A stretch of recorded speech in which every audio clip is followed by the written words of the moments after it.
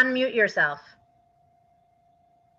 Relevant by recognizing and discussing the struggles, and by doing this in a plethora of ways, including, but not exclusively, a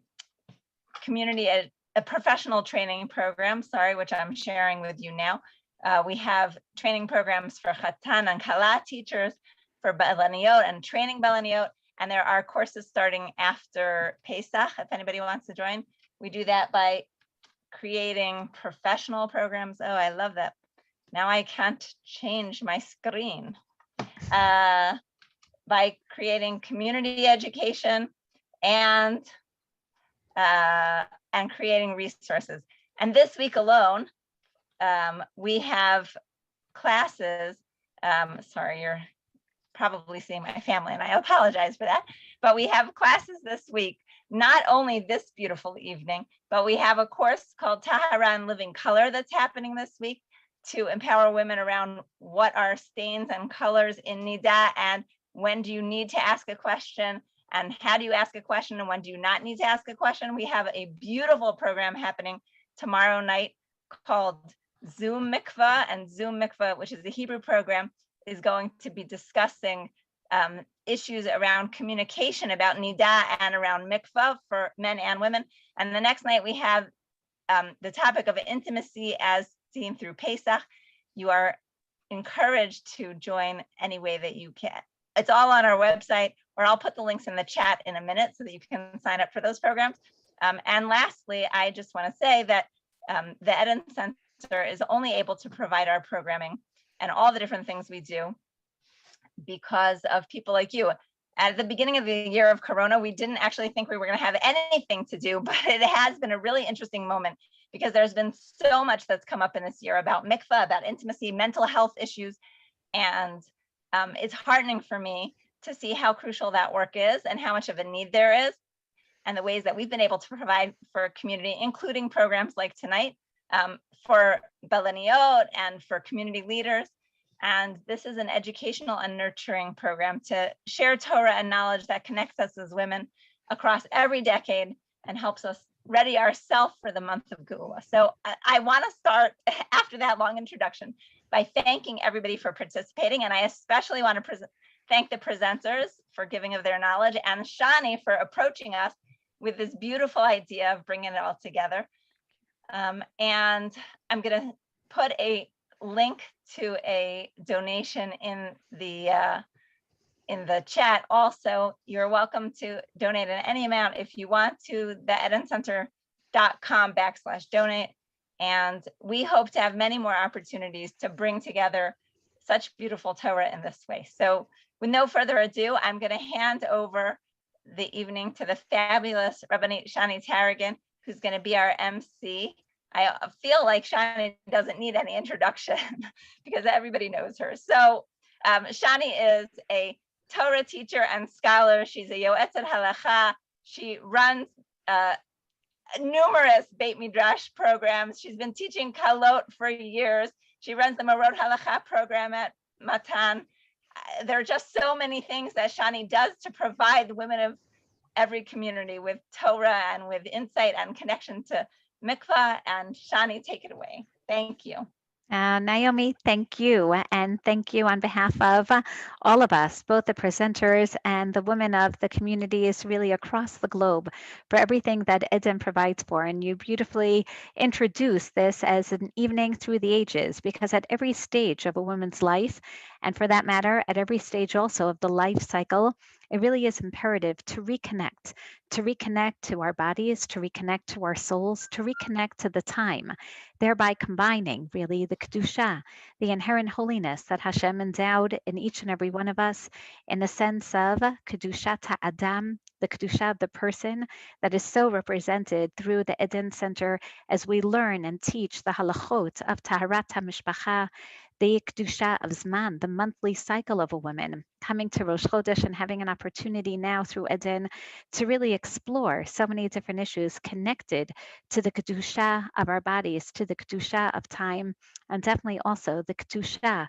of space, whether it be the space of mikvah, whether it be the places in which we find ourselves in every regard. So without further ado, we're going to get started as we celebrate not just Rosh Chodesh Nissan, but the celebration of all the Rashi Chodeshim, for after all, the mitzvah that's given to us in a Parshat Bo creates the identity of Am Yisrael. HaChodesh hazeh lachem Rosh Chodeshim, Rishon hu l'chodshei Hashanah. This is the first of all the months. And this is the first of all the Rosh Chodeshim. And what a beautiful way then to start off our year, to begin the cycle of seasons, and to begin with the life cycle, the annual cycle, the monthly cycle of women. This is the perfect time. So what we're going to do is go through the ages, beginning actually a little bit out of order. We're going to begin with Esther Alfasi, who also does not really need an introduction. Esther, representing the 60s, is really a teacher of teachers. Anyone who is going to be involved in yoga and knows Esther. Esther, who has taught probably all the yoga instructors, again, definitely the ones that I know throughout the Gush Etzion, Yerushalayim areas. I know that she also gives workshops as far north as Tzfat and down to the areas of the Negev and Eilat. And Esther always infuses her yoga with a ruchniut, with spirituality, with a bringing us back to our neshamot. She is a natural yogi, lives her life with simplicity and with great love for the Creator and all living beings. Esther teaches daily yoga classes and yoga teacher training courses, and we're going to ask all the presenters if they can also just put a little bit of their, and I would say the services, anyone who wants to ask further questions or sign up for Esther's classes or any of the workshops that we're going to be experiencing this evening, and everything will be available on the chats. And she incorporates essential oils into the weave of her sequences. Her home and studio, where she is right now, are infused with aromatic, uplifting, and calm fragrances, together with a beautiful avira of really an uplifting nature, bringing warmth into a natural food classes and massage work. And even her soothing voice, as you're going to see, accomplishes a tremendous amount. Without further ado, Esther, please share your Torah and movement with us.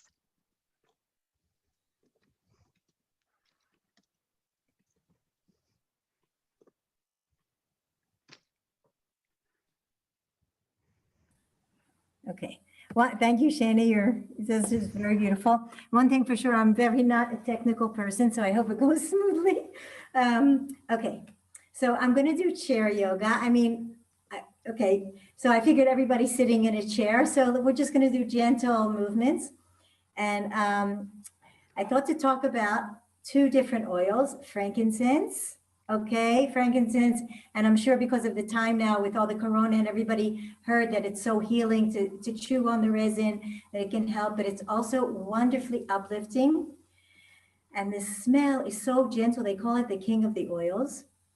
It's good for so many things. I don't want to go into everything, but for the skin and inflammatory. And what I want to talk about now is your connection with the creator.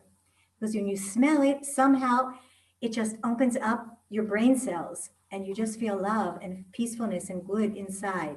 So I don't know if everybody has frankincense, but that's the oil that I'm going to use. And I'm just going to say, like, if you do have it, or maybe in the future, if you want to get it, all you have to do is put just a drop in your hand, a drop or two, and you rub your hands together and you just have to inhale it in.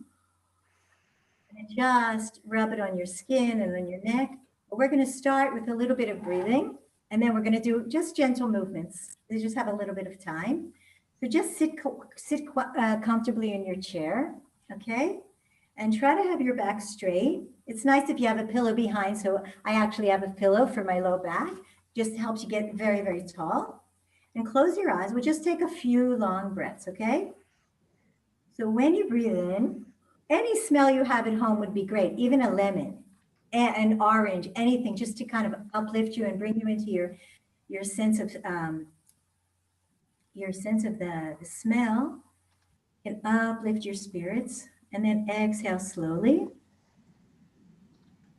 Make sure your eyes are closed and your face is soft and relaxed, especially the mouth and around the eyes. So breathe in slowly and breathe out slowly.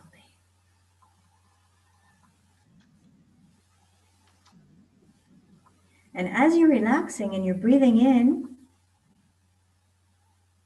breathe in and really, really realize and imagine and ask for the highest Ratzon that you have.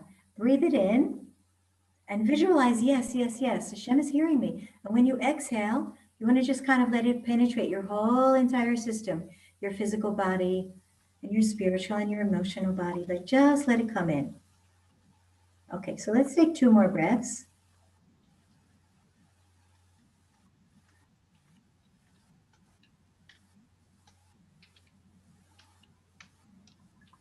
Breathe in deeply, 1 more.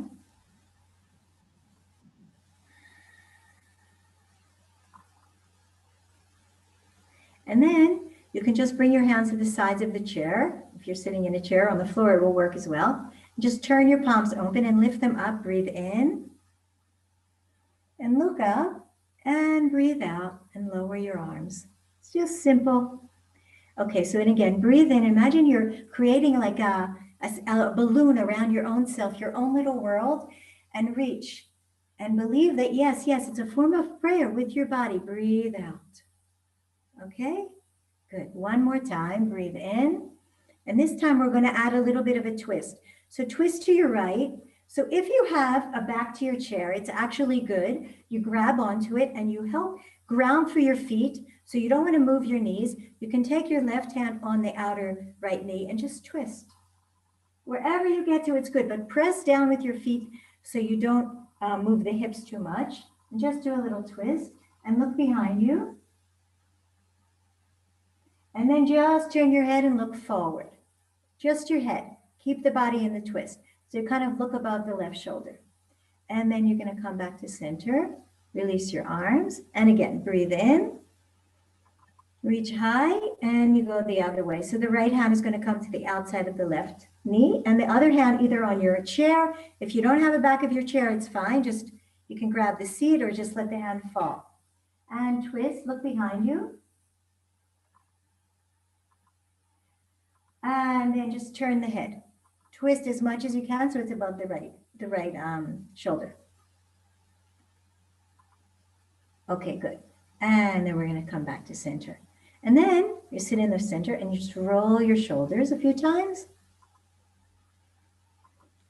And realize that this body of ours is a kli, right? That's our vessel. So the more you're open and you feel good about yourself, you can receive easier. You get the messages easier. Okay, and you just loosen up all your shoulders, okay? Good. So now we're gonna do, sometimes they do it on the floor, a lot of times on their hands and knees. It's like a cat. You make the back very round. So you can grab your knees and really drop your chin in and your stomach goes in, your navel goes in, and you breathe out here. And then you open up your body and you push your chest forward, shoulders back, breathe in, look up. And 2 more times, breathe out. And imagine you're succeeding to eliminate all the excess, all the waste, all the nonsense, all the clutter, especially for Pesach cleaning, right? And again, inhale. And exhale.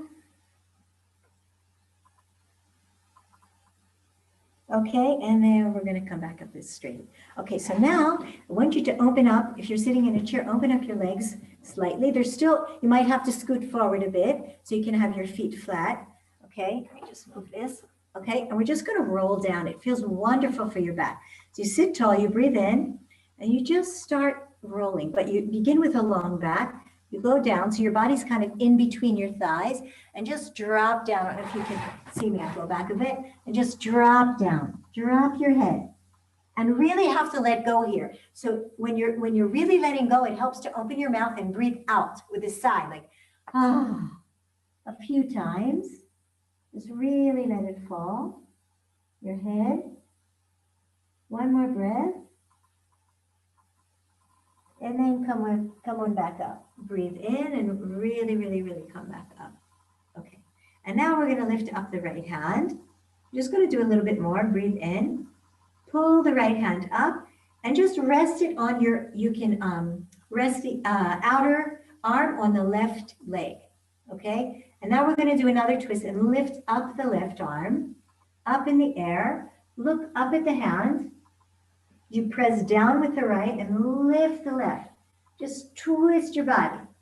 Okay, and then we're going to come back. And we're going to do the same thing on the other side. So you lift the left hand, breathe in.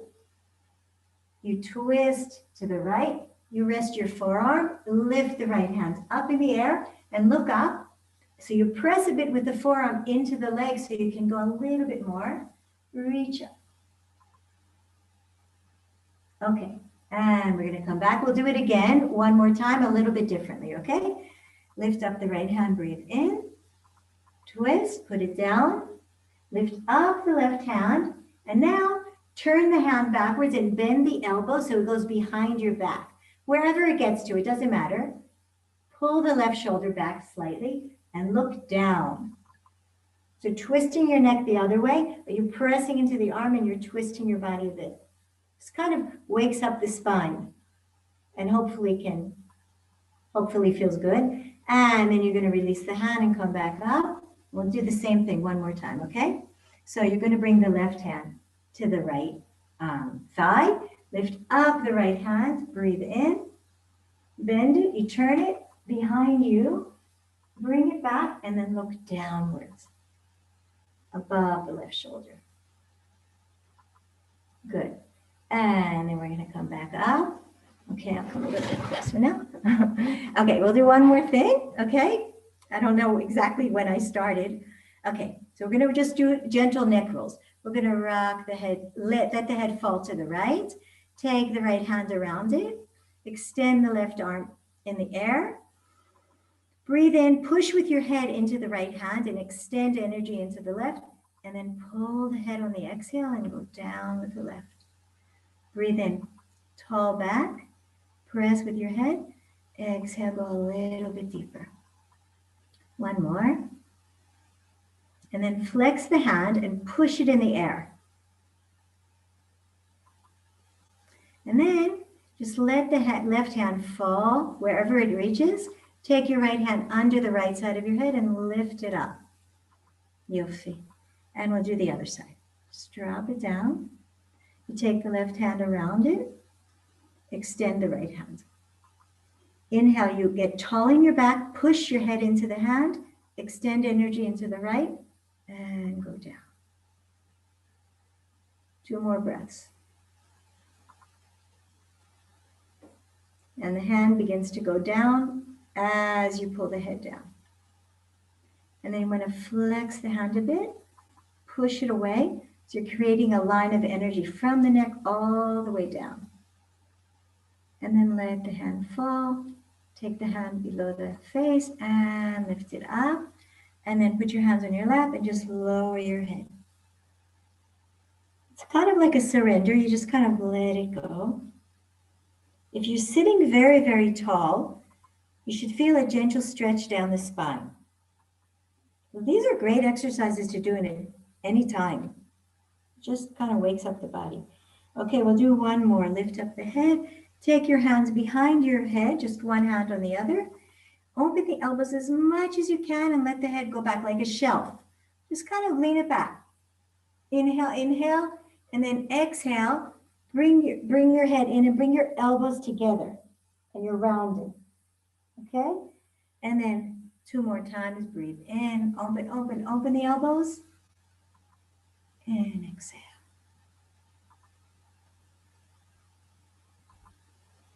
One more.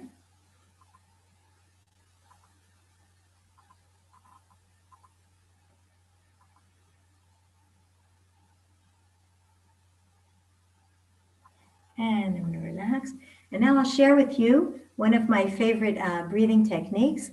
And then that will be, I'll say bye-bye for my part. And it's called, it's 4-7-8. So what does that mean? You breathe into the count of 4, but you really want to breathe into the side body. So it's good if you're not familiar with it to rest your hands on the side ribs. Okay, so it's also good for this time of craziness with all this corona and the lung, you know, the chances of having problems breathing. So when you breathe into the side body, it affects the back lungs also. That's very important. And then you hold it for 7, the count of 7, and you breathe out through your mouth to the count of 8. So we'll do 3 rounds, and it's very, very relaxing. If you have problems sometimes sleeping at night, it can really, really just clear your mind. It clears the mind and helps you relax. Okay, so let's just do 3 rounds. You put your hands here, and what you want to do is you want to encourage your body to breathe to the side, not forward so much, although you'll feel it also filling your lungs forward. Okay, so we'll begin. First, breathe out, and you sit tall, and then we're going to breathe in. 1, 2, 3, 4. Really, really fill up, hold it. 2, 3, 4, 5, 6, 7. Make like a small hole with your mouth, like a straw. Breathe out. 2, 3, 4, 5, 6, 7, 8. All the way out. Again, breathe in. 1, 2, 3, 4. Hold your breath. 1, 2, 3, 4, 5, 6, 7. Breathe out your mouth. 1, 2, 3, 4, 5, 6, 7, 8. One more time. You can drop your hands if you don't need them. 1, 2, 3, 4. Hold. 2, 3, 4, 5, 6, 7. Breathe out slowly. 2, 3, 4, 5, 6, 7, 8. And relax. And now, the next, whoever's on next, enjoy the program. It's a beautiful, beautiful idea. Thank you so much for inviting me to participate. Esther, thank you. And I think you were the perfect personality and the perfect exercises with which to start our evening of Rosh Chodesh and Hitchadshut, as we all feel very rejuvenated right now. So thank you. And I'm going to try to incorporate that on a daily basis. And wonderful as usual. And we hope that we have the zchut of bringing you in for many similar programs. And now as we continue to the 50s, again, not in any particular order, and a very special wishing of a happy birthday, Yom Holedet Sameach, to Marcy tomorrow night, Be'ezrat Hashem. Marcy Wiesel is a renowned Judaic paper cutting artist and has spent years studying naturopathic medicine and reflexology. She also starred in Gush Etzion's first all-women's production of Joseph with her magnificent voice. And Noah, Marcy values the Rambam's tenets of health, focusing on the mind-body-soul connection and balance, and Rav Kook's appreciation of art and song as expressions of creativity. Can you all hear me? Thank you, Cheryl, Shani, and the Aiden Center for giving me the opportunity to be part of this special event, which will hopefully help each of us nourish a more balanced body and soul. According to the Rambam, a truly healthy person takes care of not only his physical health, but his mental health and his spiritual health as well. For me, mindfulness and calm, physically, mentally, and spiritually, come most naturally when I do my work.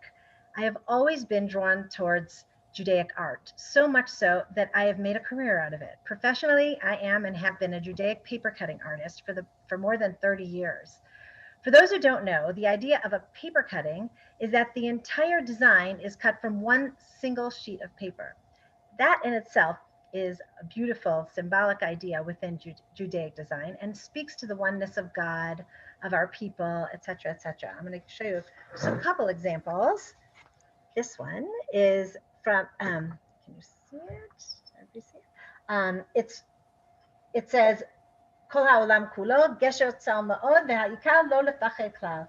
The whole world is a very narrow bridge, and the essence is not to fear at all. A lot of you know the song, you sing this song, but the idea of the design is on the gesher tzal ma'od, on the very narrow bridge. The word narrow sits on the very narrow pass that is between the two land masses and exactly where the land of Israel sits. The idea not to fear at all is a very important one for us, especially today. And another one here, I'm going to show you. This one is, since I mentioned the Rav Kook, this is the Rav Kook's candle. You could see the things that are cut in and cut out, but it talks about a person's potential. And especially now, Rosh Chodesh Nissan, he talks about that everyone must know and understand that deep within him a candle burns. And His candlelight is unlike anyone else's, and every person has that candlelight. And it is upon him to strive to reveal that candlelight to all those around him, to ignite it as a giant torch in order to illuminate the entire world. So that is also just a beautiful message now for Nissan, and I hope that everyone will use your special light during this very special month. A little plug here. I encourage you to visit my website, papercutjudaica.com. One word, papercutjudaica.com, to get a better idea of the things that I create. And that's what I want to talk about right now, creativity, just for the next few minutes. Rav Kook speaks about an individual's creativity as a spiritual connection to God. Creativity is a divine gift. Being creative is acting in the image of God, B'Tselem Elohim. When we use the gift of creativity, we are imitating God. We can create because God has created us to create. More than that, when we create well, we are honoring God. It says in Sefer Mishlei, chapter 3, verse 9, Kabed et Hashem mehonecha, honor God with your hon. Hon is literally translated as fortune, riches, or wealth. And what is wealth?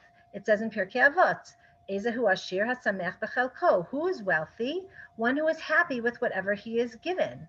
We are given these gifts by God, the gift of creativity, the natural talent, a strength that you have. Each person has his own strengths or natural talent, or even just an inborn pull towards some pursuit, whether it be poetry or storytelling or math or science or art or music or building websites or public speaking or doing Zooms, whatever. There are endless possibilities. And in each of these areas, we are able to be like God, to be creative. It doesn't matter which area we choose to use our creativity, as long as whatever we are creating is for a good and moral purpose in order to honor God. Lechabed et Hashem mehonecha is to honor God with the gifts that God has given you. Rav Kook encourages us to develop a spiritual appreciation of art. In his Orot HaEmunah, he speaks about the wonderful beauty that exists within music, poetry, nature, and all of the arts. He quotes from the Gemara Brachot 57b, and this is what it says in the Gemara, but I'll say it in English: a beautiful home, a beautiful spouse, even beautiful furniture expand the mind of a person. To me, that is positively inspiring. Go ahead and buy that new couch you've been thinking about. Buy that dress that you wanted. Update your kitchen. It will expand your mind. Rav Kook even gives advice on how to use your creativity properly.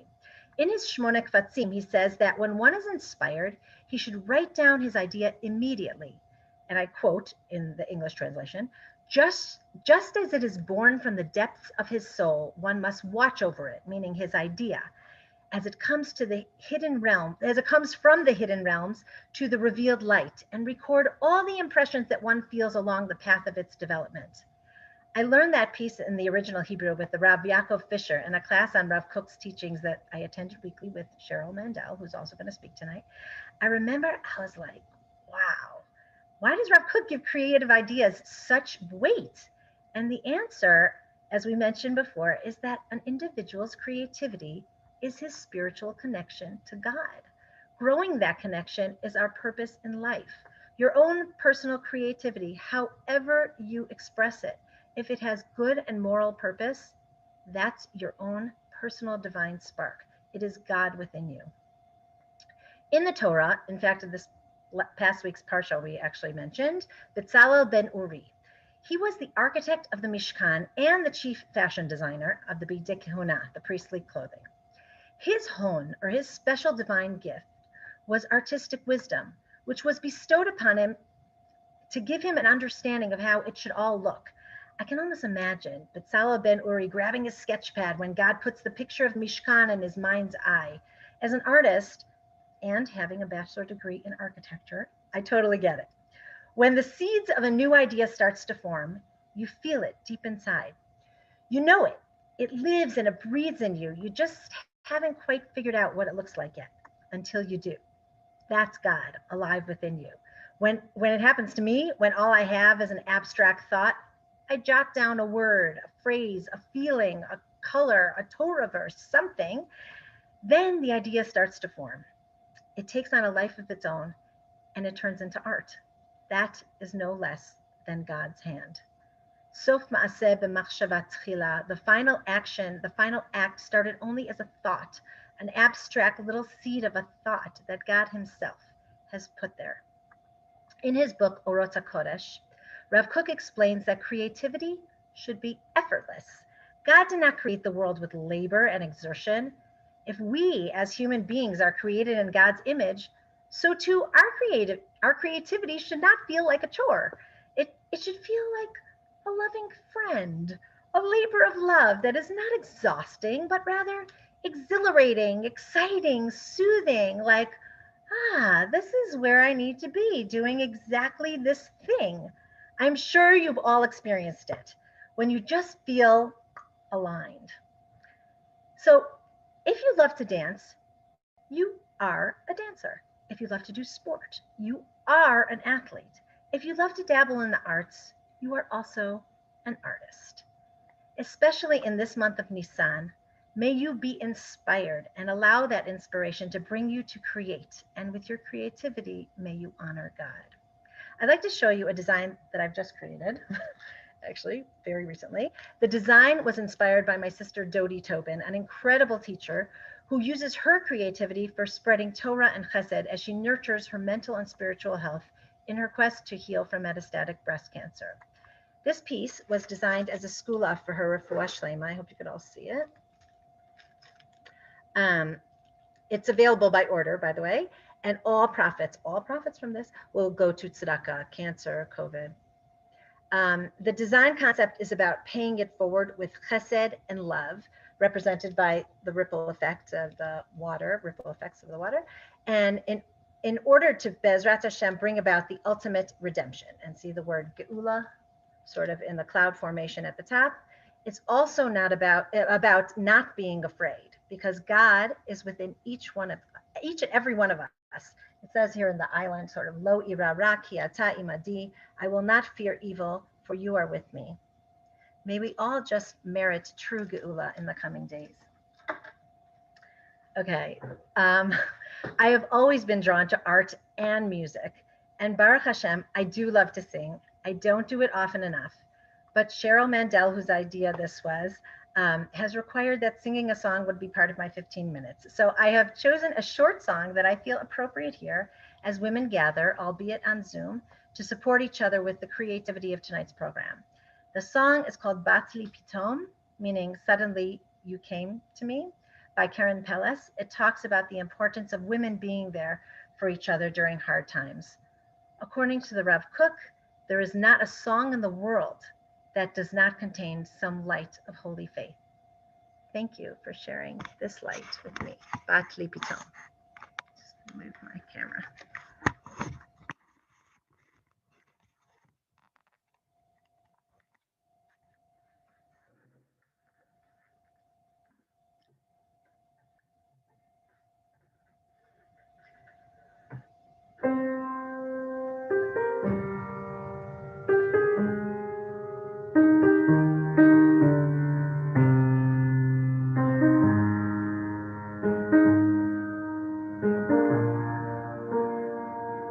והעיר שקטה, והשמיים התכסו בעלתה עד התהום. זו כמעט הייתה שעת בין 40 של חיי, אבל את באת לי פתאום, באת אליי פתאום, ואמרת לי בואי, אלוהים שומר מקום בקצה היום לנשים כמוך, לתמימות כמוני, כמעט שקעתי, אבל את באת לי פתאום.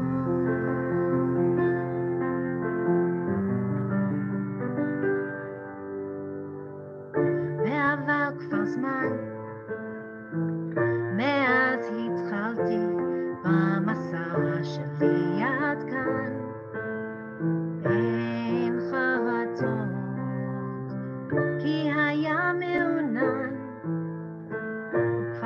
את נגמלתי מלחלום, אבל את באת לי פתאום, באת אליי פתאום,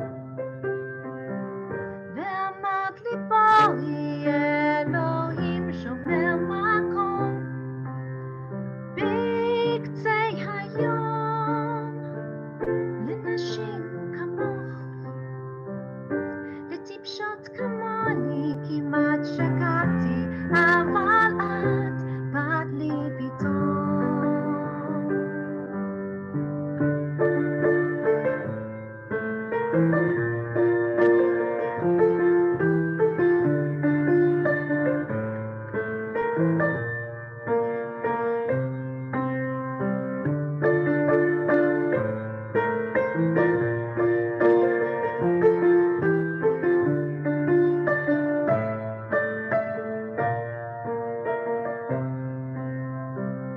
והעיר שקטה,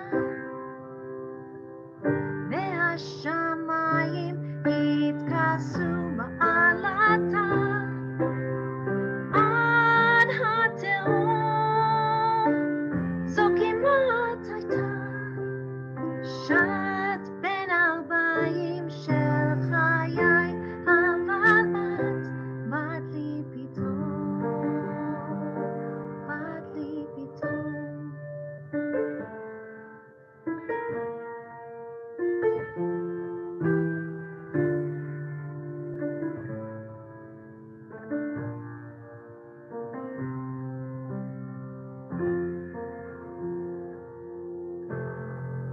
תודה רבה, חודש טוב. Wow, wow, en milim, really, Marcy, that was beautiful. And just to hear you even sing once again. I miss your Rosh Chodesh Adar evenings. Marcy always opens up her home to allow everyone from the community to come and to join in song. And this evening has made me realize, Marcy, how much I miss your evenings of songs, miss hearing your voice. Hashmieni et kolech. May we have the zchut to really continue to hear your uplifting voice, and how magnificent to see your sister Dodi in the background smiling all along as you spoke your beautiful uplifting words together with the accompaniment of song. So thank you. And now as we continue, and I'm going to just quickly can share some words to complement the song, the breathing, and the oils, the movement that we're all going to be exploring together this Rosh Chodesh Nissan, keeping in mind that particularly Rosh Chodesh Nissan is the time to celebrate not only renewal, but particularly the renewal of women. For after all, Chazal have shared with us, "B'zchut nashim tzidkaniot shehayu b'oto hador." There was something particular about the women back in the month of Nisan and the time of Geula from Mitzrayim, and whose merit we were able to leave the subjugation and the oppression of Egypt, and so too, b'zchut nashim tzidkaniot b'chol dor, because of the merits of women such as you, taking all the talents as Marcy expressed. It's going to be in this merit that we're going to see Geula be'ezrat Hashem once more. And with this, we're going to look not only at the essence of what Rosh Chodesh is all about, but Rosh Chodesh is a time for moonfulness, the very beginning of literally the waxing of the moon, until the middle of the month when we celebrate the Laila or Letet Vav Nisan, the full moon that already begins our watching and our careful mindfulness of the waxing of the moon right now, and the connections certainly with mirrors and mikvah. We're going to begin even with the association from this past week's parsha, when it's particularly the women who are the ones to initiate, as we know, the contributions to the Mishkan.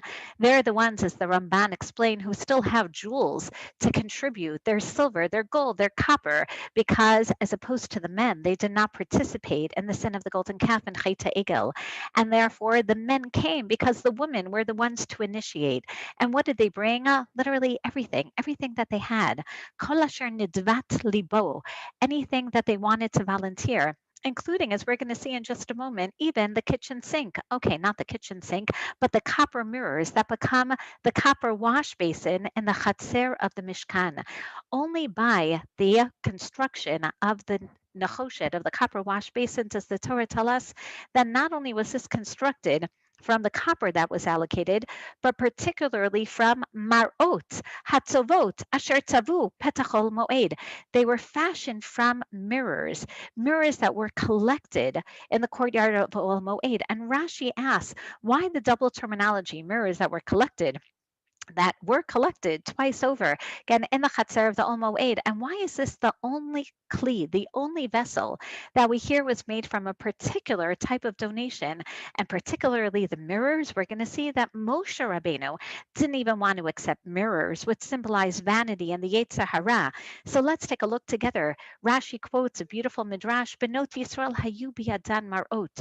The women had mirrors with which they would adorn themselves.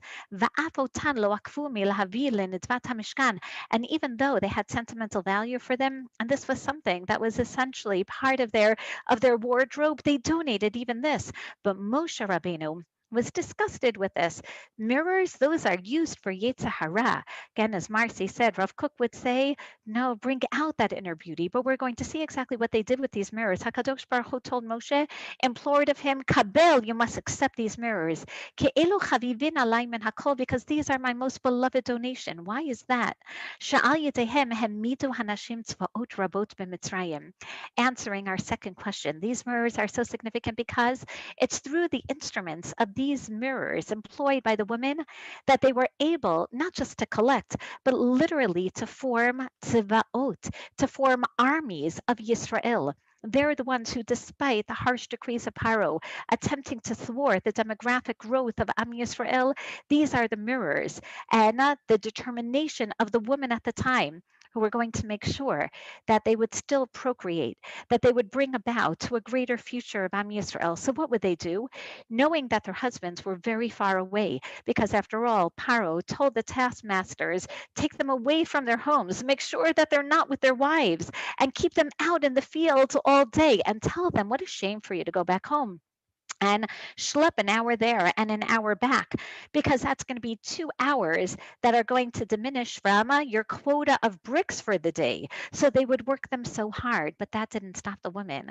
So instead of the men returning home, the women would schlep. They would go and they would take a ma'achal u'misheh, food and beverage, to their husbands, and they would feed them. But what else did they do? Notlot hamarot. They also took with them the mirrors. They took these mirrors not only to adorn themselves beforehand, but also to bring these mirrors to their husbands. The kol achat ro'a atzma im ba'ala b'mar'a. And they would use these mirrors as the first selfies. They're the ones who really created them. They would take the mirrors and they would say to their husbands, come on, let's look at the mirror together. Let's smile at the mirror. Don't just look at me. Don't look at my weary face. Again, the way that I am right now, exhausted just as you. Instead, let's use the visual effects on Zoom. Let's look at these copper mirrors that, as we know, are not clearly reflective like the silver mirrors that we use today, but are rather very blurry. They said, let's just look at our past. Remember how beautiful I was on the wedding day. Remember what a gorgeous couple we were. Let's look inside the mirror. Umishtalto bidvarim. And through that, they appeased their husbands and they said, don't get stuck in the reality.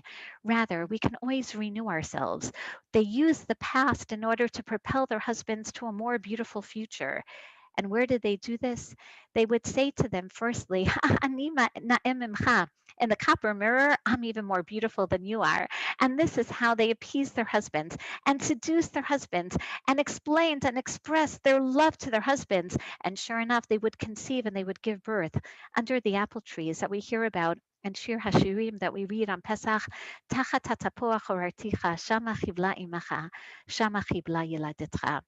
Each woman, each daughter, continuing in the path of her mother.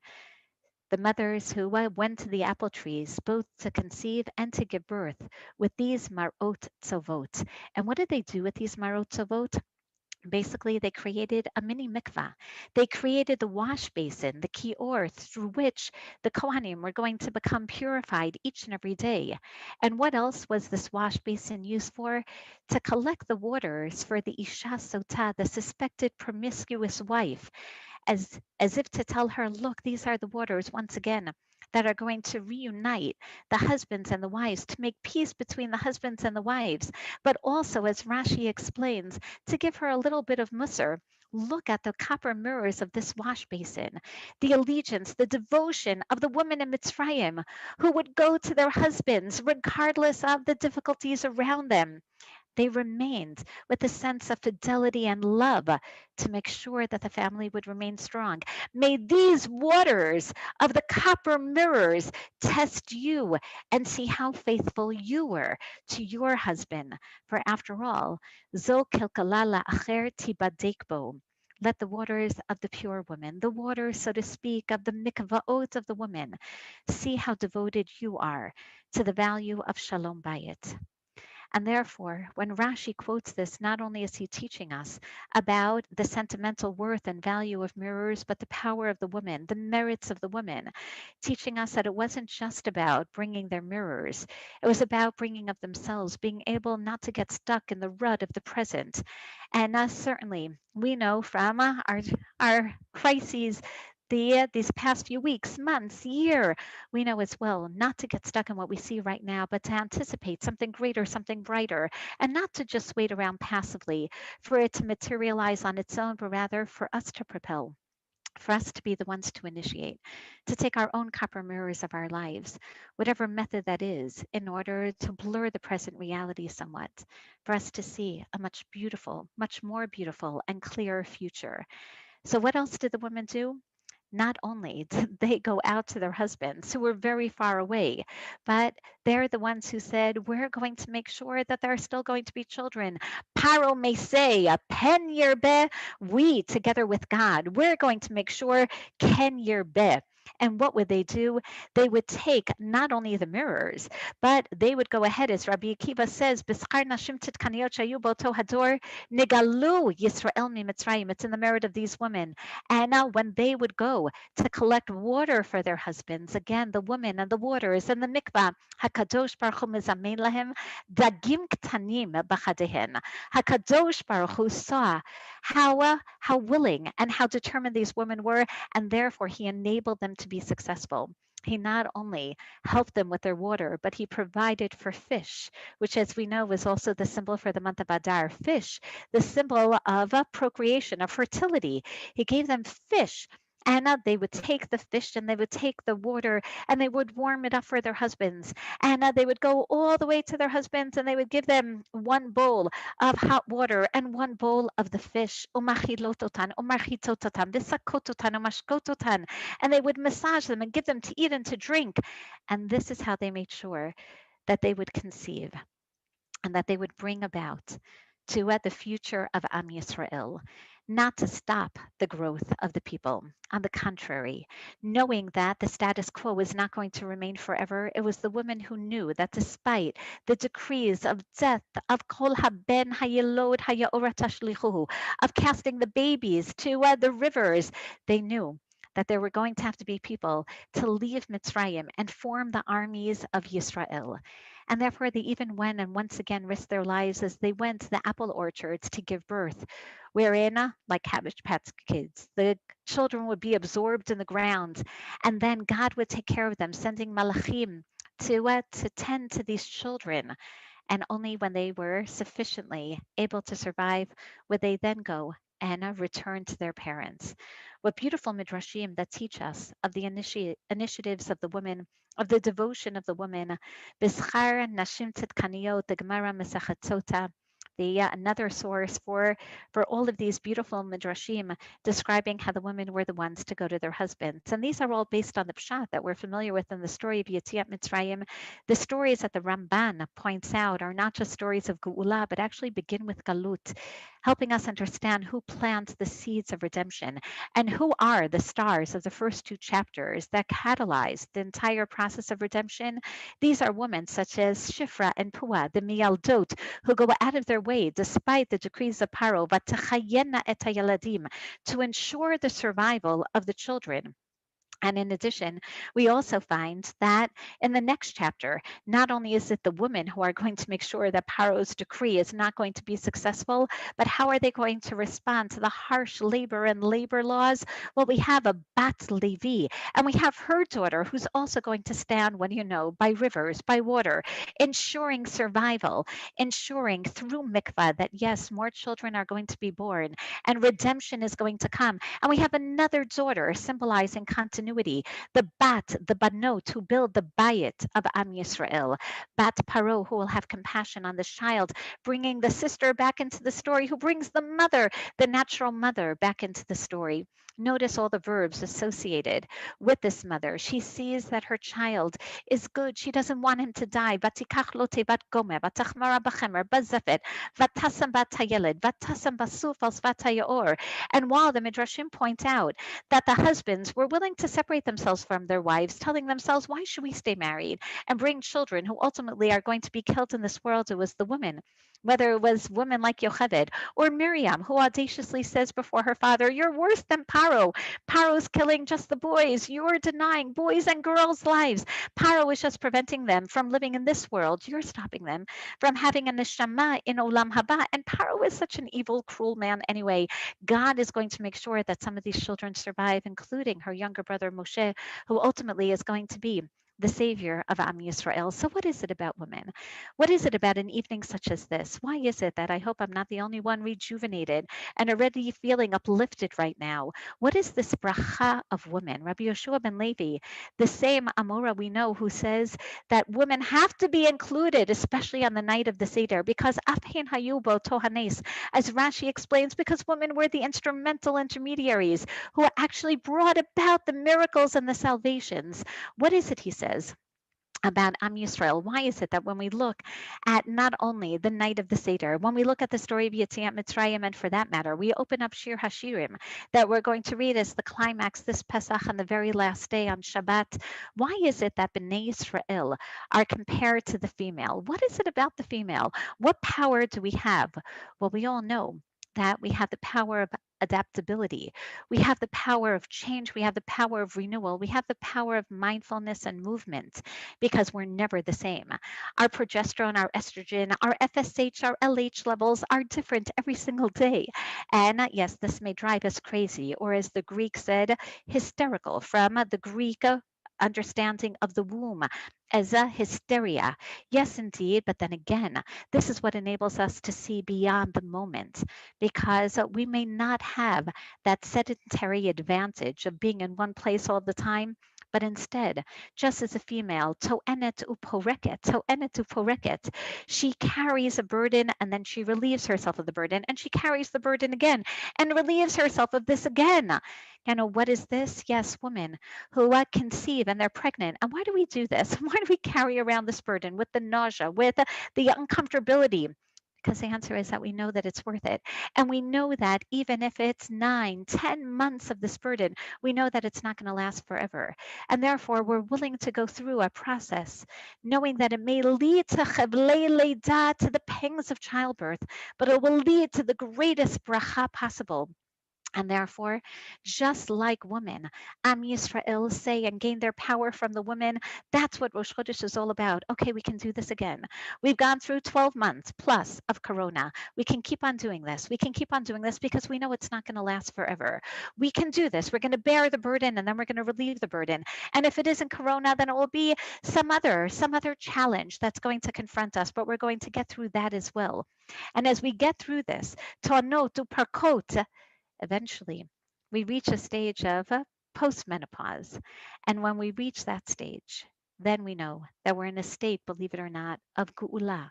Then we're not going to carry the burdens anymore. And that's why the Mechilta Rabbi Yishmael explains all of the redemptions of the past ends with a shira, with the feminine song, beautiful songs, as Marcy expressed. And then eventually, though, what do we hope for? The feminine song that comes about through women, that comes about through change, that comes about with the vicissitudes of life. Galut and geula, porkot v'toanot, toanot u'porkot.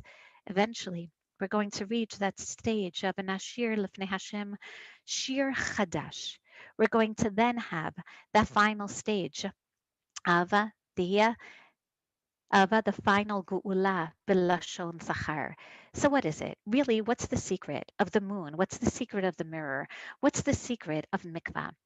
What's the secret of all of these different media for renewal? The Shalah explains beautifully. Do you want to know what it is about women?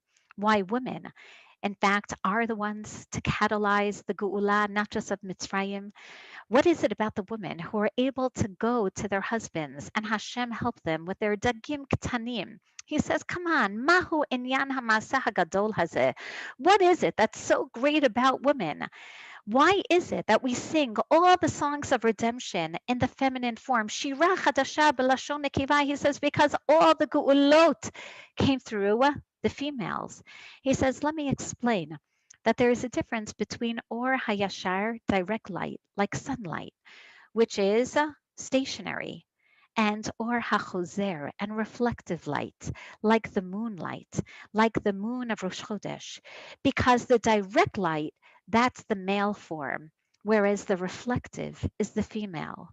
That's why the women's beauty, the women's kochot, the strength of women is reflected through the mirrors, even the blurry copper mirrors, because it reflects from the sun. That's the reflective light that's in motion. That's the reflective light that is never exactly as we see it. Because whatever difficulties we face in the present, whatever status quo we see, we know that it can change. We reflect back.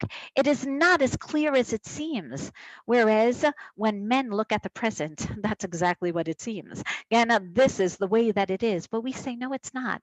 Look back at our past and let that propel us to a different future. That's the reflective light. That's the woman who can then bring about the tzavot, literally the tzvaot of 600,000 neshamot who will stand by Har Sinai and will accept the Torah.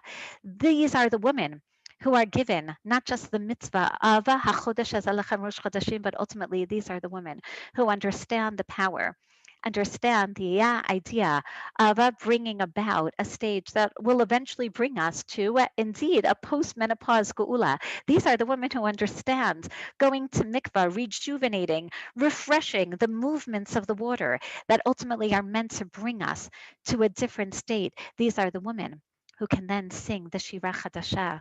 Women like Miriam by Yamsuf, who's going to take again her tambourine, and all she needs to do is lift it in the air, and the women know automatically this is a time to move.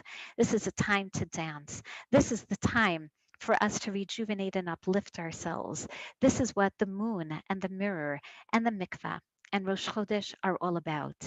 As Rav Hirsch explains beautifully on the mitzvah of Rosh Chodesh, that what is really so special about giving us time through the lunar cycle as opposed to the solar cycle.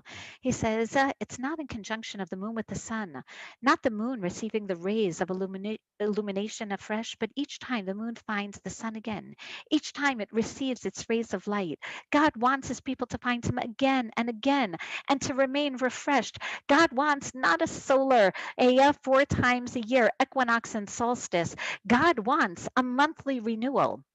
God wants us to realize that Am Yisrael, that we have the power for renewal, that the sun is only to be a model for finding ourselves again with God. But the rejuvenation of the moon, that's a picture of an incentive of our own rejuvenation. God wasn't just giving us a moon for Rosh Chodesh, for the beginnings. God, in fact, was giving us the moon to teach us the gift of renewal, of rejuvenating. A moed is literally a conjunction, a meeting. We have to make our chodesh and fix the day of our moed. HaChodesh hazeh lachem Rosh Chodeshim. The renewal of the moon shall be the beginning of renewals lachem, for you. Noticing the fresh birth of the moon shall induce you to achieve a similar rejuvenation. We, Am Yisrael, we're meant to fix the moons, these periods of times, by taking note of this ever fresh recurring rejuvenation that comes so naturally to women. Each time we immerse and we rejuvenate in the waters of Eden and the waters of the mikvah, and without this regularly bringing ourselves back to a commitment of God, to refreshing ourselves with God, then we slide ultimately farther and farther away from God. So God says, come on, every month you have this opportunity opportunity. You have an opportunity to take your mirrors again and realize that no matter how difficult this month was, no matter how far you felt from God this month, start afresh, start anew, immerse yourselves again. Take those mirrors and create a different future. It's going to be the moon in particular that gives us this power, the muna that reminds us that we can constantly renew ourselves in life. We too wax and wane. Our spirituality and halachic observance intensify and they fade periodically. The muna is a constant message. We celebrate rebirth and renewal on a monthly basis, and we hope too that we can re-experience the excitement of God touching our lives, as we say in Shir Hashirim, Yishakini minishikot pihu. But in the end, we fix Rosh Chodesh. It can't happen without us, without the Beit Din also proclaiming that it will be. God affects the light. God is going to make sure that the light of the moon is fixed properly against the sun. But we humans, Am Yisrael, we fix Rosh Chodesh. And in the same way, we are the ones who can control the spirituality of our lives. This is the message that precedes Yetziat Mitzrayim, and for that matter, every single stage of redemption. It's a message that precedes the birth of Am Yisrael as a nation. It's a message of hope. It's a message of growth. It's a message of moonfulness and mindfulness. It's a message of an ongoing connection with HaKadosh Baruch Hu. It's a message for a people in the making, that there is nothing more important than knowing that we can transform ourselves, that we can renew ourselves as individuals and as a nation. And that's why every night of the Seder, when we talk about it being a Leil Shimurim Hu LaHashem, Rabbi Yeshua says, it's always a night. It's a night that comes upon annually as a time and an opportunity for redemption. It's a night that we can sing Shir Hashirim Masher Lishlomo. It's a night of song, a night wherein we hope that it will bring the final song, the song of the Geula Shlema. Rashi teaches us that Shir Hashirim is also a song in flux, a song of movement, a song really of the moon. It really is a love dance, if one thinks about it, of a widow, but her husband is really alive and he's distanced himself, but she longs for him and he longs for her. And we know then that every month we have that opportunity to bring ourselves back with our beloved. And one day, Shuvi Shuvi Hashulamit, one day, God will in fact return to us. The message of the moon, the message of the mikvah, the message of Rosh Chodesh, the message of the copper mirrors reminds us that if we're the ones who are able to look beyond the present, then we're going to be the ones to be able to create the momentum of the future, to in fact catalyze the next and final Geula as well. Without further ado, I'd like to introduce really the mastermind behind this evening. The idea that came up, I believe it was over a cup of coffee after yoga with cinnamon inside the coffee, and Cheryl Mandel and I discussing how essential it is to incorporate all aspects of music and art and dance and movement and motion into women's lives. And this is what we need during a time of darkness. And what better time than Rosh Chodesh? What better time than Rosh Chodesh Nissan to remind us of the zchut, of the merits of women and the strength of women? So I'd like to thank not only a dear friend, one of the most talented women I know, one of the most inquisitive women that I know, who at every stage of life is looking to explore more and more beauty and talents. A woman who not only provides me with physical strength as she gets me to do as much walking as I can, a woman who implores of me to use the talents that Hakadosh Baruch Hu has given me and inspires everyone in the community and certainly everyone in Am Yisrael at large to look beyond beyond the darkness of our past and beyond perhaps what we see as our challenges of the present, and to look somewhere over the rainbow and to see that there always is hope, there always is happiness, and there is always time and movement to dance. Without further ado, I'd like to introduce Cheryl Mandel, representing for all of us. This is very difficult to imagine, but yes, the 70s, believe it or not. Again, Cheryl, a woman of many hats, a Canadian dancer, an Israeli settler, an international speaker, a gardener, gardening grandmother, again, gardening both her grandchildren and her delicious vegetables out back. She manages to incorporate alternative solutions for healthy life. She has fallen in love with doTERRA oils and has made me fall in love with doTERRA oils and demonstrates how to brighten, relax, and heal through oils and optimism. Cheryl, please share with us essential oils and the neshama, our soul and our neshima and our breath. Okay, Shani, thank you. Thank you. That was, so far the evening has been unbelievable. Esther was amazing. I cry when Marcy sings that song. I got lucky and Marcy sang it just for me the other day as we went over what we were going to talk about. And Shani, your words were wonderful. Forget the introduction to me, but your words were wonderful. So yes, I'd like to talk about Bikar, about positivity, habits that I've developed over this Corona year that have helped me, have helped my neshama to continue to be positive, and to share with you my love of essential oils. Very, very soon, we're going to do a face massage. This can be done without oils, just with your hands. And if you, I know some of you have gotten oils from me, or I've told you what oils to have ready, we're going to go for it.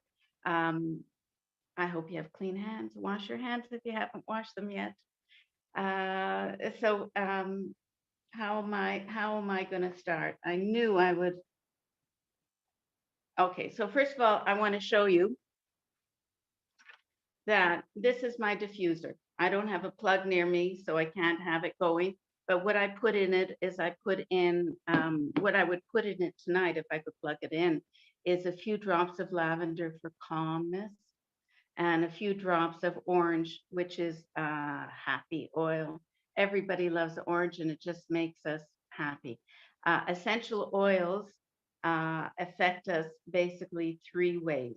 The main way and the strongest way it goes directly to your brain is by smelling it, which is what we do with the diffuser. A second way is by putting it on our skin, which is what we're going to do tonight. So we'll get the double whammy of also smelling it and also putting it on our skin. And the third way, if your oils are pure, and we know that doTERRA oils are pure, if your oils are pure, you can also take them internally. A good example of this is that I start my day in the morning with a cup of water and I put in a couple of drops of lemon oil. And this helps to rehydrate my body. Lemon oil is full of vitamin C, so it helps strengthen your immune system. We really need it during this Corona year. And also it's very, very good for your digestive system. As Shani mentioned, I love cinnamon in my coffee, and this helps to keep your sugar down. I put ginger when I stir fry. I put mint when I'm making chocolate chip cookies. I use oils in every room. I have my grandchildren coming to me and saying, you know, Safta, my stomach hurts, and Ima says you would have an oil for me, and I do, and I do. But before we get into what is the main thing, which is will be the face massage, I want to tell you about three habits that this Corona year have been so important to me in keeping me well and strong. The first one is walking.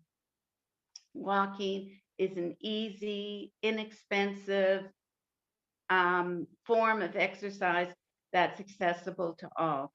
The best way to do it is to walk with a friend. You know, I have these walking partners that this year they have kept me mentally and physically healthy. You go out in nature, you breathe in, and it's just amazing. The second thing is I read a book called Breath by James Nestor. It influenced me so, so much. It's fascinating. There's so many ideas in it, but the main idea that keeps, the main couple of ideas that are the takeaways that keep being repeated over and over is breathe through your nose and not through your mouth, and breathe slower. And it's made me conscious of my breath. When, it was wonderful that Esther did breathing with us. And I also totally love 478. I do it all the time, and it really, really works. And the third habit, it's a habit that I've had before, but the third habit that this year has become more important is the habit of gratitude. Before, there's many ways of doing gratitude, but before I go to bed at night, I go through everything in my day that I'm grateful for.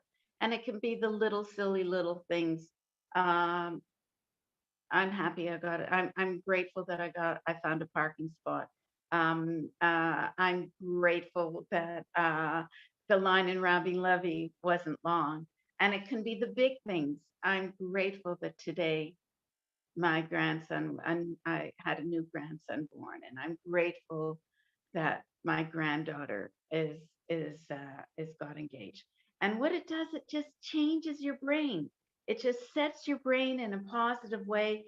You go to bed without these worrying negative thoughts.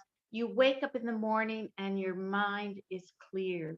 Your neshama is ready for a beautiful, beautiful day. And now, talking about beautiful, beautiful, I'm going to give you what I'm sure you're going to have is a beautiful experience. How did I come to face massage?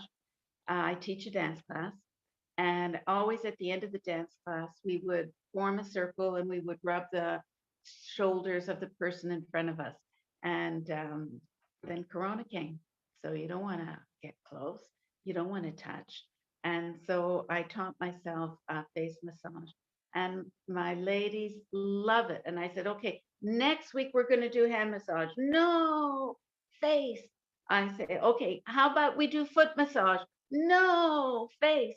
So I know that's the winning thing. So that's what we're going to do. Now, if you haven't washed your hands, please go and wash your hands. If you're wearing glasses, take them off. And if you've got a Kisui Rosh on, take it off. But also, if you decide you want to leave it on, or you have a pea that you want to leave on, it's okay. I'll give you an alternative. I'm going to give alternatives with oil and without oil.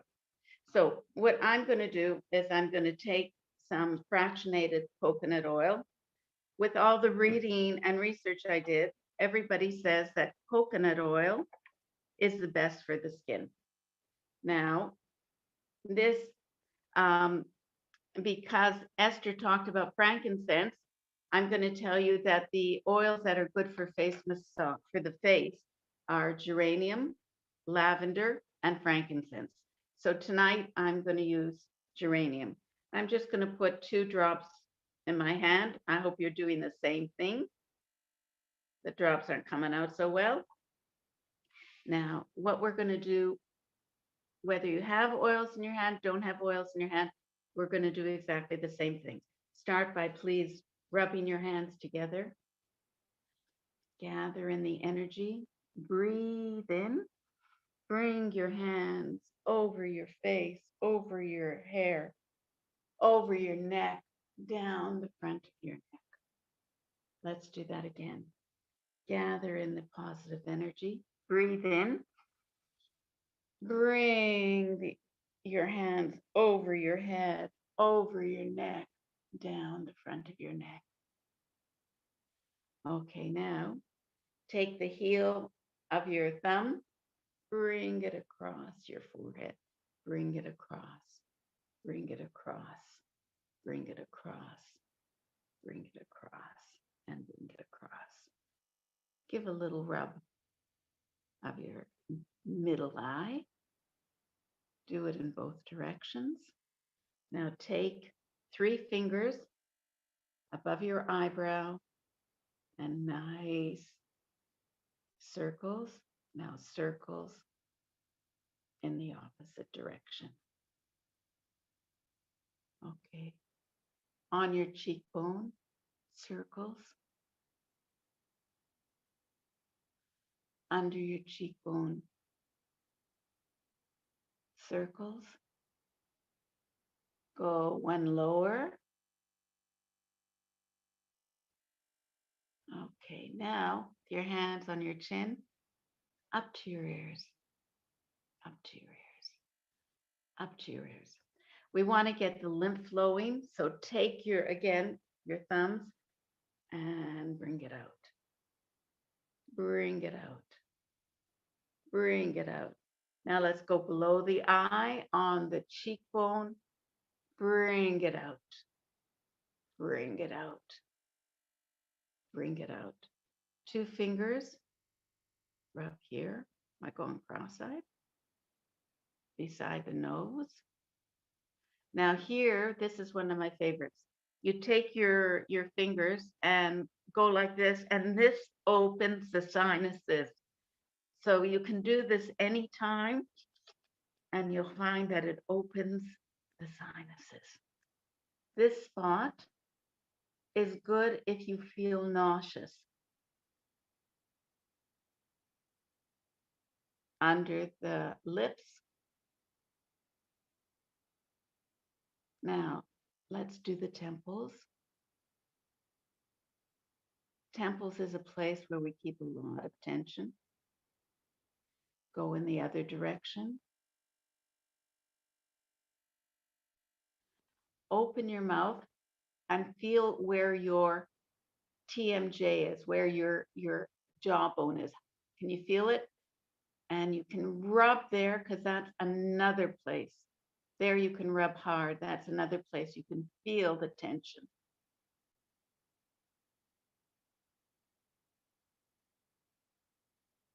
Okay.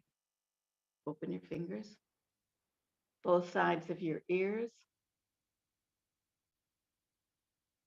Now again, this helps the lymphatic fluid flow and is wonderful.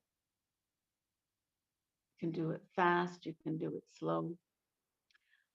As you probably know, on your ears, like on your hands and feet, are all the acupuncture spots of the whole body. So give your ears a nice rub.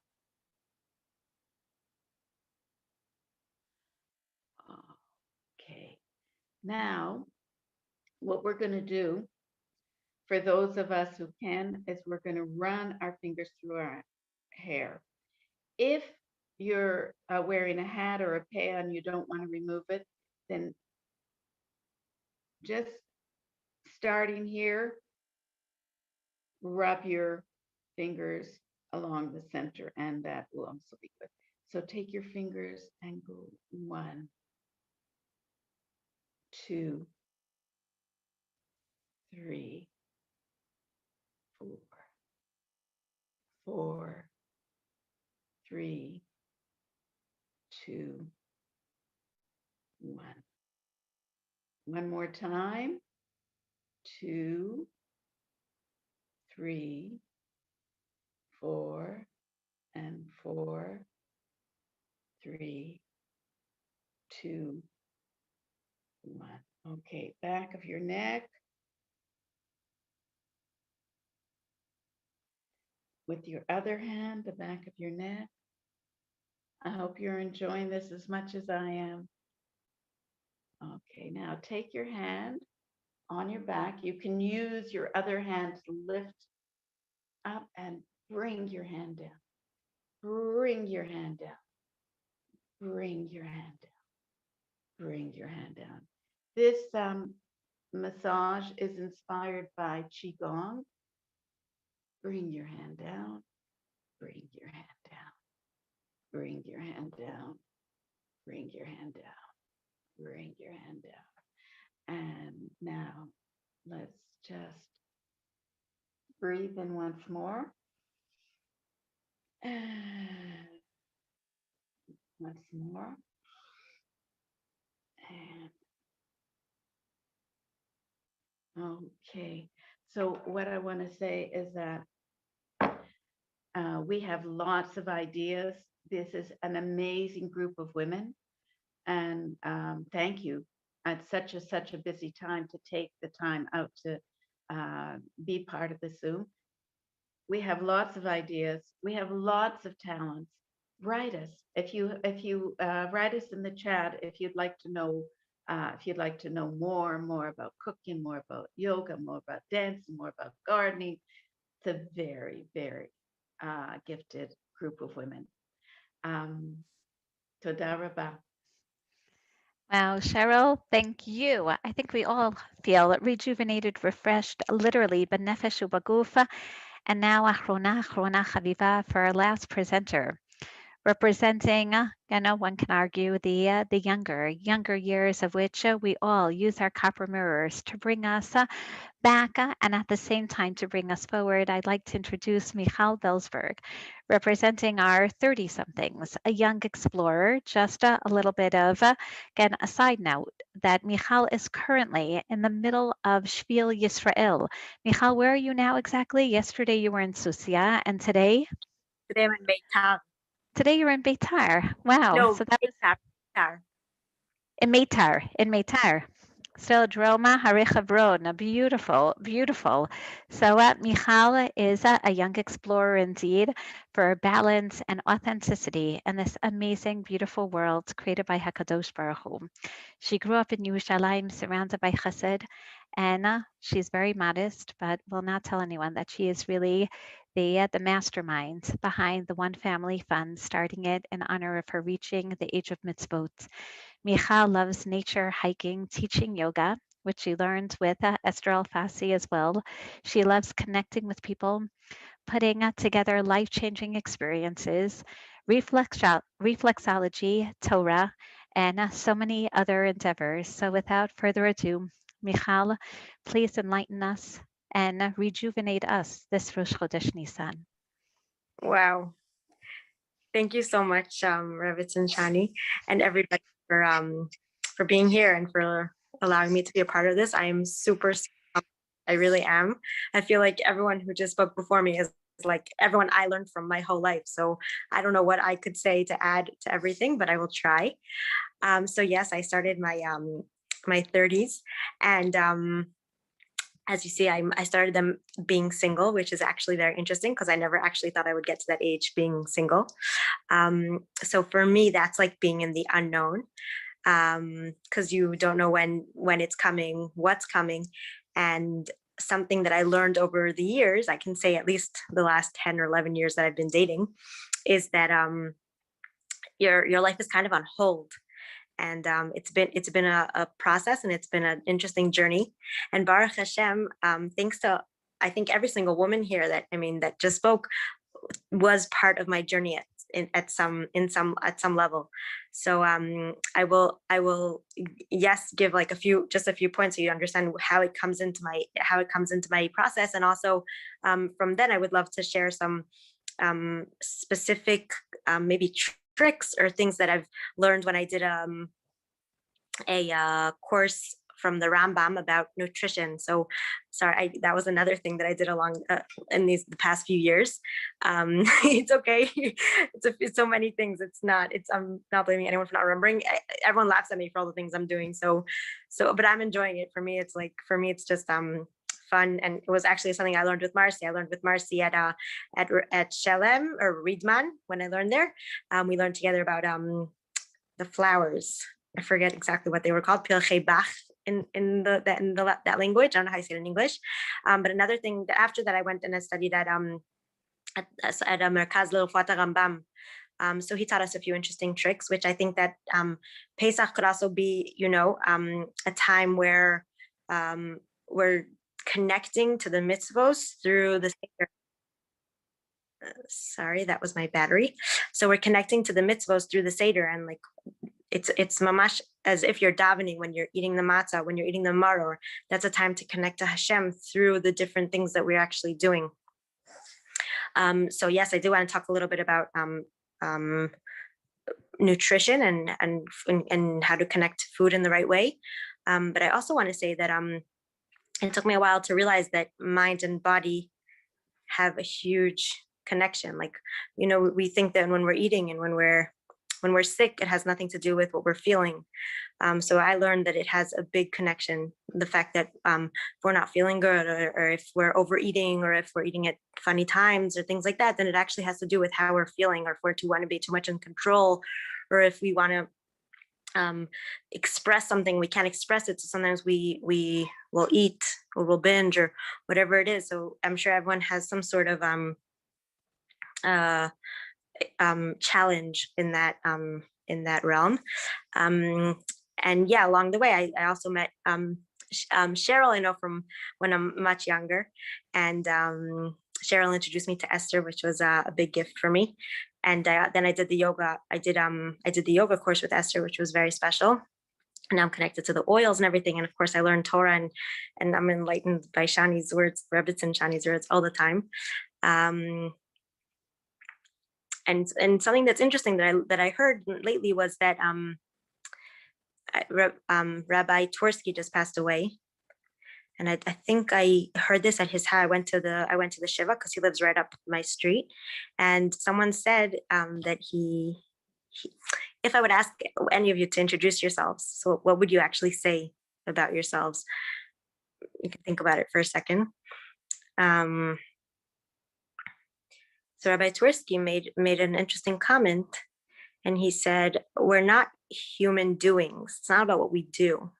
We're human beings. And the message is just about being, especially women. It's like a little boy is born, and right away you give him a bris. When he's 3, you cut his hair. When he's 12, he prepares for his bar mitzvah in the parsha. When he's 8, like every stage of his life, he needs to, he goes through some sort of event. I'm just gonna go charge my phone. I'm sorry, I'm in the middle of Shvili Israel, and that's why I don't have a computer here. So I'm at someone's house. I'm just gonna charge my phone. So basically, so Rabbi Twersky said it's about we're human beings. We're not human doings. And when a boy is born, so he has to do different things. And when a girl is born, she's just born, and she's just who she is, and she doesn't have to do anything to be who she is. And for me, that was so special because especially, you know, you meet people and you're always like, who are you? What do you do? Where are you from? Where are you this? And is that what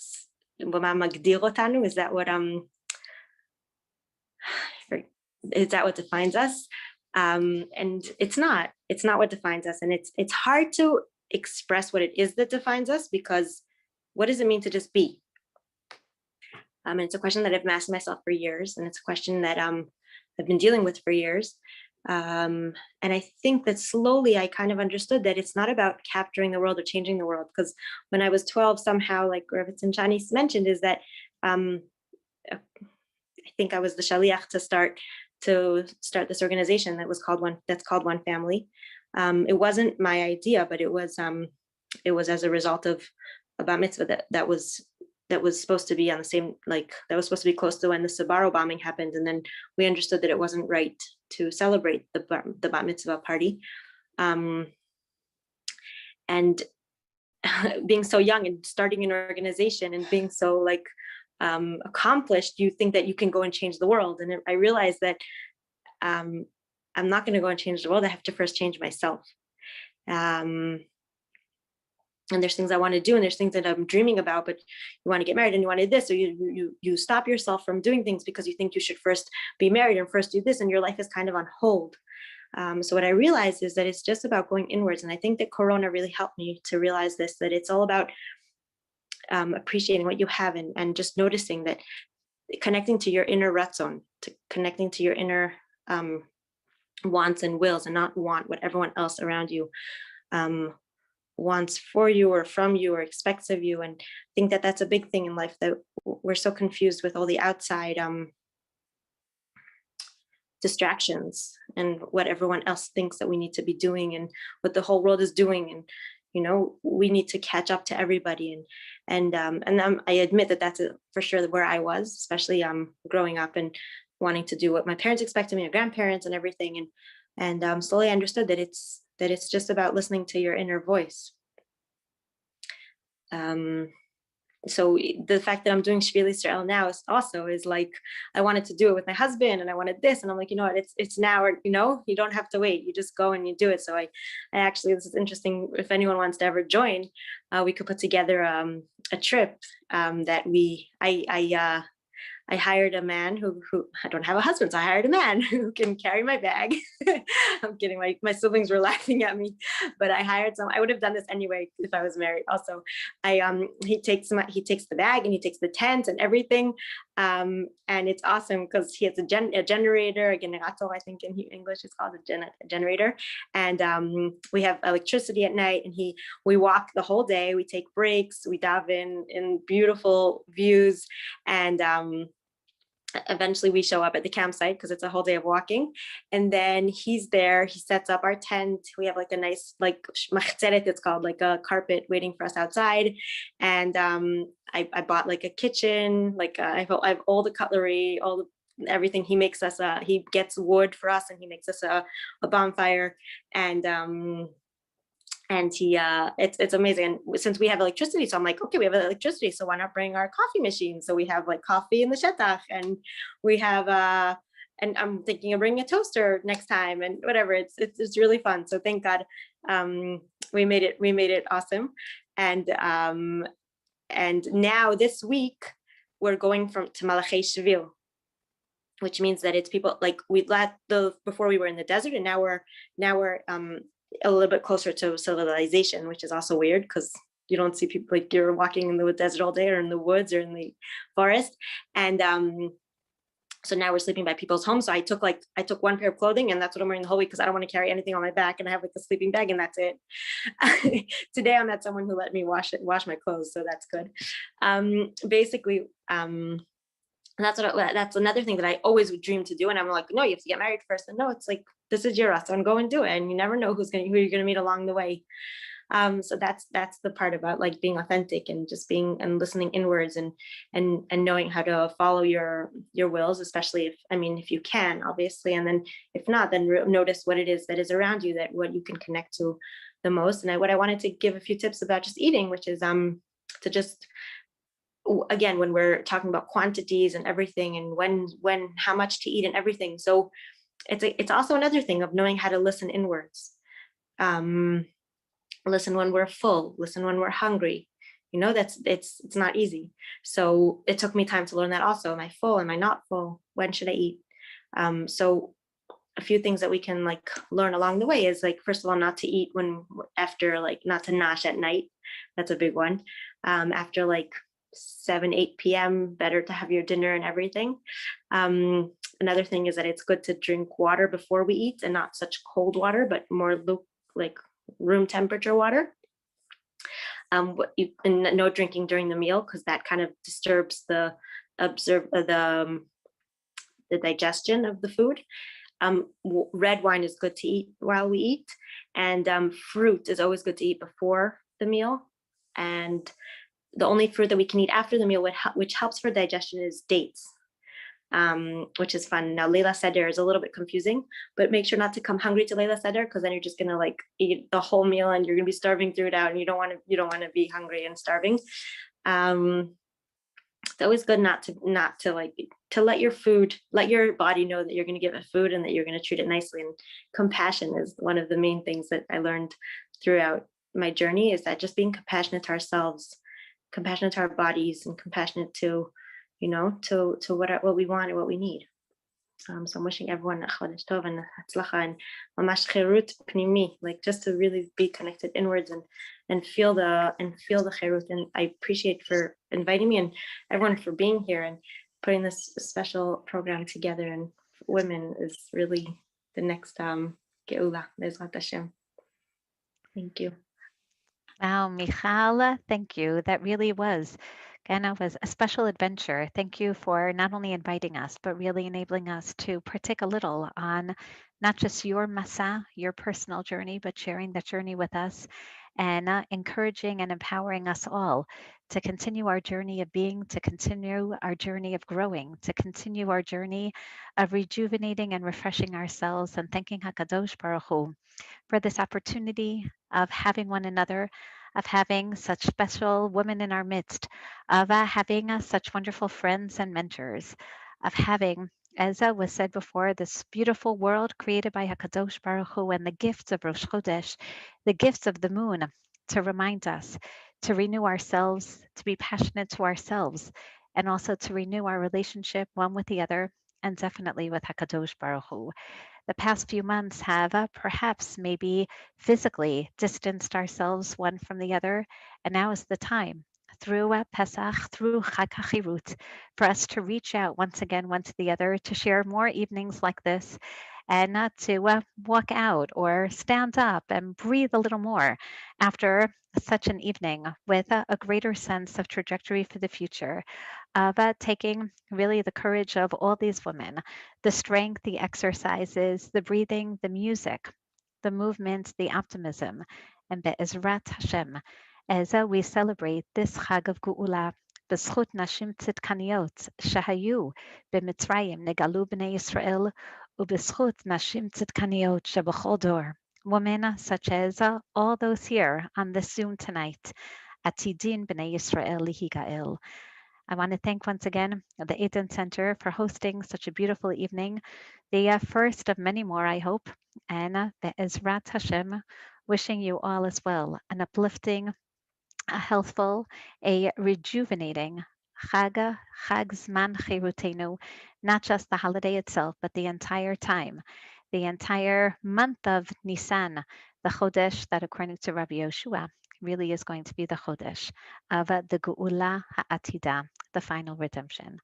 Chag Sameach to everyone.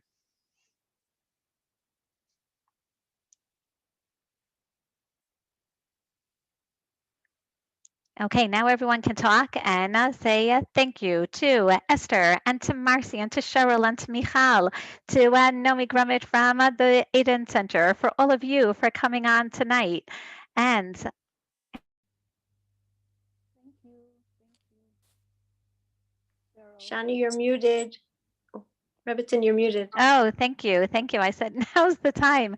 Again, to really thank everyone, to thank Esther, to Darabah, and to thank Marcy, and Cheryl, and Michal, and to thank all of you for joining.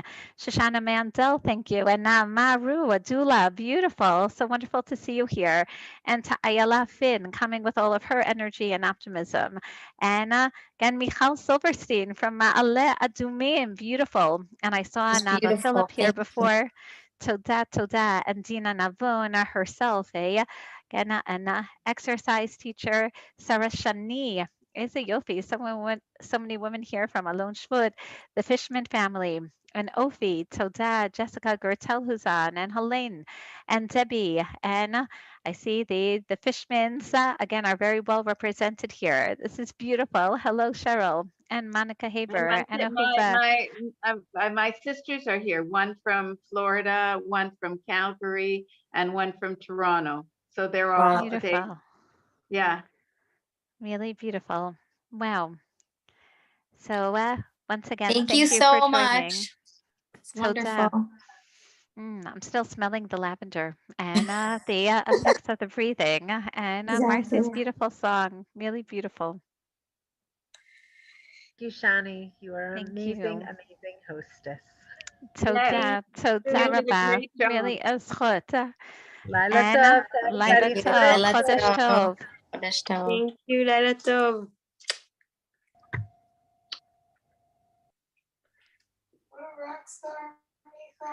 Oh shoot, someone wrote something. Let me see what she wrote.